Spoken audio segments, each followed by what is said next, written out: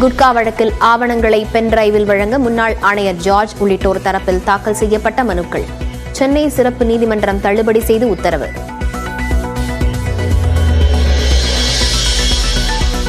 சென்னையிலிருந்து கோவை புறப்பட்ட விமானத்தில் நடுவானில் கோளாறு, அவசரமாக தரையிறங்கியதால் 128 பயணிகள் உட்பட 136 பேர் உயிர் தப்பினர்.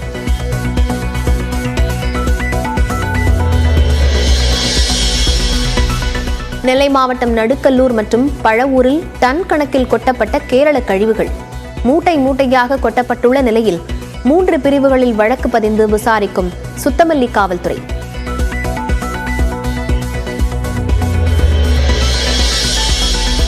நெல்லையில் மருத்துவ கழிவுகளை கொட்டியவர்கள் மீது கடுமையான குற்றவியல் நடவடிக்கை எடுக்கப்படும் என ஆட்சியர் கார்த்திகேயன் உறுதி. சிசிடிவி பதிவுகள் உள்ளிட்டவை ஆய்வு செய்து வருவதாகவும் விளக்கம். ஒரே நாடு ஒரே தேர்தல் மசோதா மக்களவையில் அறிமுகம், தாக்கல் செய்ய 269 உறுப்பினர்கள் ஆதரவு.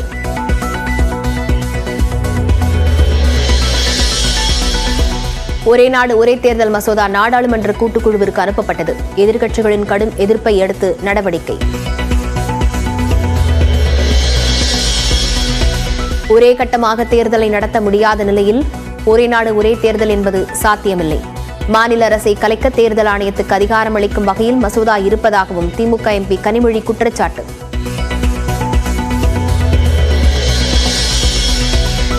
சென்னை, செங்கல்பட்டு, காஞ்சிபுரம், திருவள்ளூர் உள்ளிட்ட 6 மாவட்டங்களில் இன்று கனமழைக்கு வாய்ப்பு. சென்னை உள்ளிட்ட 4 மாவட்டங்களில் நாளை மிக கனமழை பெய்யும் எனவும் வானிலை ஆய்வு மையம் கணிப்பு.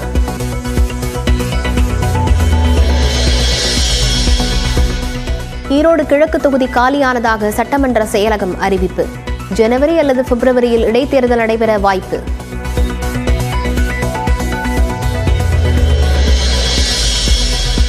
திருவண்ணாமலை தீபமலை மீது அத்துமீறி ஏறிய ஆந்திர பெண். 2 நாட்களாக தண்ணீரை குடித்து உயிர் வாழ்ந்த பெண்ணை நீண்ட நேரம் தேடி மீட்ட வனத்துறையினர்.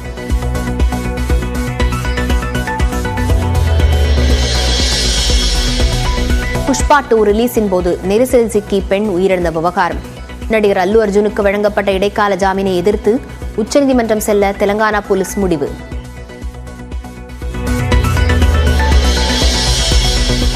நானும் அஜித் ரசிகர்தான், கடவுளே அஜித் என தனது நிகழ்ச்சியில் மாணவர்கள் முழங்கிய நிலையில் டிடிவி தினகரன் விளக்கம். கடவுளே அஜித்ன்னு சொல்றாங்க. எனக்கு அப்படியே என்ன பண்ணல, அது ஒரு இது இப்போ ட்ரெண்ட் ஆகிருக்கு, வைரல் ஆகிட்டு இருக்கு.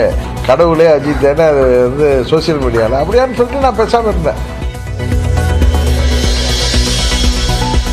அதிமுக அழியாமல் இருக்க வேண்டும் என்றால் பாஜக கூட்டணிக்கு அவர்கள் வர வேண்டும். அதிமுகவில் தனது ஸ்லீப்பர் செல்கள் மிக வேகமாக செயல்படுவதாகவும் மதுரையில் அமமுக பொதுச் செயலாளர் டிடிவி தினகரன் பேட்டி. திருவனந்தபுரத்தில் நடைபெற்ற சமஸ்கிருத பயிலரங்குக்கு சென்ற ஆளுநர் ஆரிஃப் முகமது கான் எதிர்ப்பு தெரிவித்து போராட்டம் நடத்திய மாணவர் பேரவை அமைப்பினர் மீது தண்ணீர் பீச்சி அடிப்பு.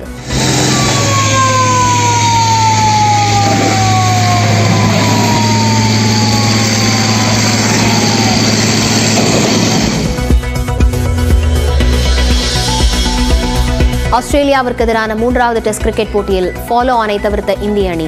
கடைசி விக்கெட்டுக்கு பொறுப்பான ஆட்டத்தை வெளிப்படுத்திய பும்ரா, ஆகாஷ்தீப் சிங். விருதுநகர் மாவட்டம் சாத்தூர் அருகே பட்டாசாலையில் பயங்கர வெடிவிபத்து ஏற்பட்ட நிலையில் உடனடியாக வெளியேறியதால் காயமின்றி தொழிலாளர்கள் தப்பினர்.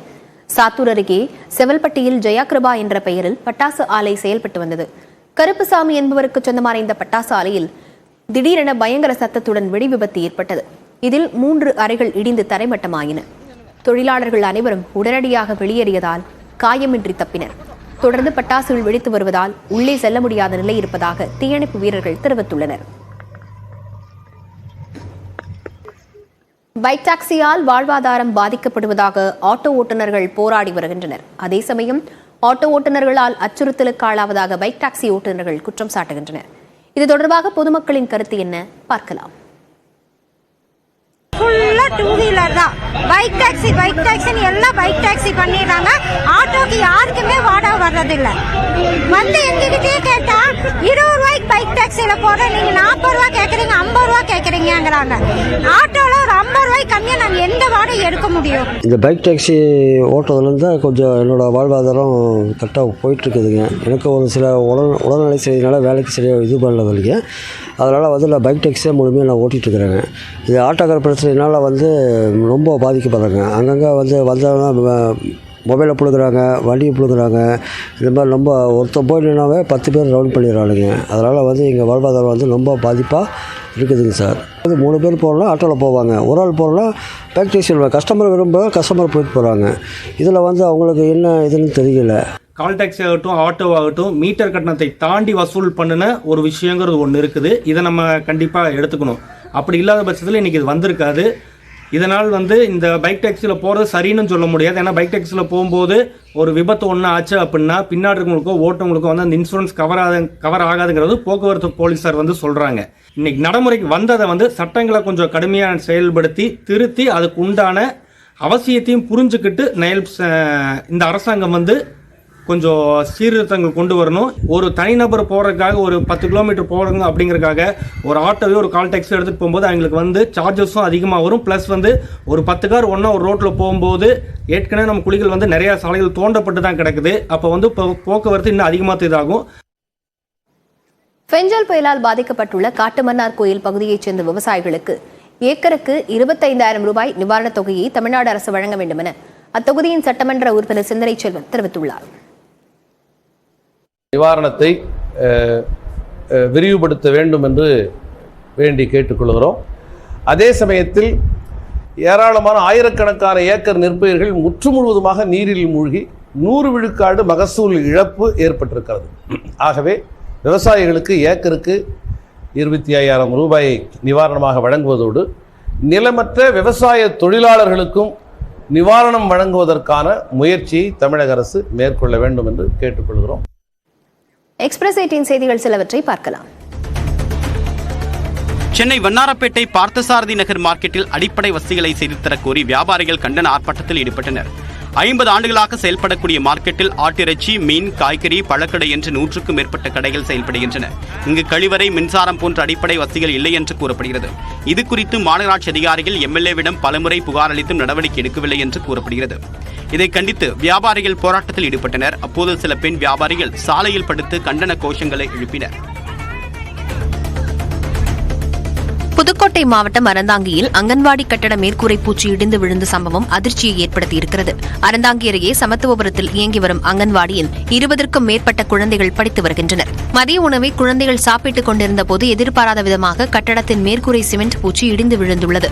உள்ளே இருந்த குழந்தைகள் அலறி அடித்து வெளியே ஓடி வந்தனர். நல்வாய்ப்பாக இந்த விபத்தில் குழந்தைகளுக்கும் காயம் எதுவும் ஏற்படவில்லை. தடையை மீறி திருவண்ணாமலை தீபமலை மீது ஏறி 2 நாட்களாக தவித்து வந்த ஆந்திர பெண் பாதுகாப்பாக மீட்கப்பட்டார். திருக்கார்த்திகை தீப திருவிழாவை முன்னிட்டு கடந்த 13ஆம் தேதி திருவண்ணாமலை தீபமலை மீது தீபம் ஏற்றப்பட்டது. பெஞ்சல் புயலின் போது ஏற்பட்ட மண்சரிவு காரணமாக அன்றைய தினம் மலை மீது ஏற பக்தர்களுக்கு தடை விதிக்கப்பட்டிருந்தது.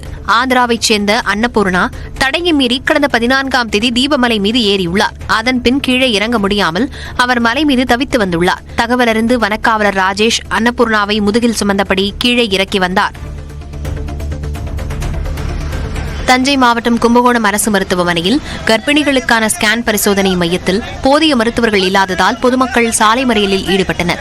கும்பகோணம் அரசு தலைமை மருத்துவமனையில் நாள்தோறும் ஆயிரக்கணக்கான நோயாளிகள் சிகிச்சைக்காக வந்து செல்கின்றனர். மருத்துவமனையில் உள்ள கர்ப்பிணிகளுக்கான ஸ்கேன் பரிசோதனை மையத்தில் போதிய மருத்துவர்கள் இல்லை என கூறப்படுகிறது.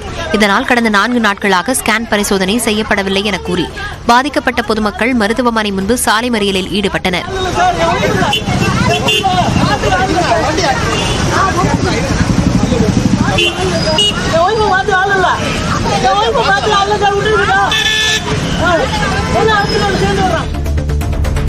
உத்தரப்பிரதேசத்தில் நடந்த வாலிபால் போட்டியில் வென்று திரும்பிய கடலூர் மாணவிகளுக்கு அவர்களுடன் பயிலும் சக மாணவிகள் உற்சாக வரவேற்பு அளித்தனர்.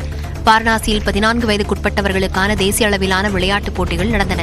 இதில் வாலிபால் போட்டியில் மேற்கு வங்க அணி முதல் பரிசு பெற்றது. தமிழ்நாடு அணி 3வது இடத்தை பிடித்தது. இந்த அணியில் விளையாடிய கடலூர் புனித அன்னாள் அரசு உதவி பெறும் பள்ளி மாணவிகள் கனிஷ்கா, ஹாசினி ஆகியோர் பள்ளிக்கு வந்தனர். அவர்களுக்கு ஆசிரியர்கள், சக மாணவர்கள் பாராட்டுக்களை தெரிவித்தனர்.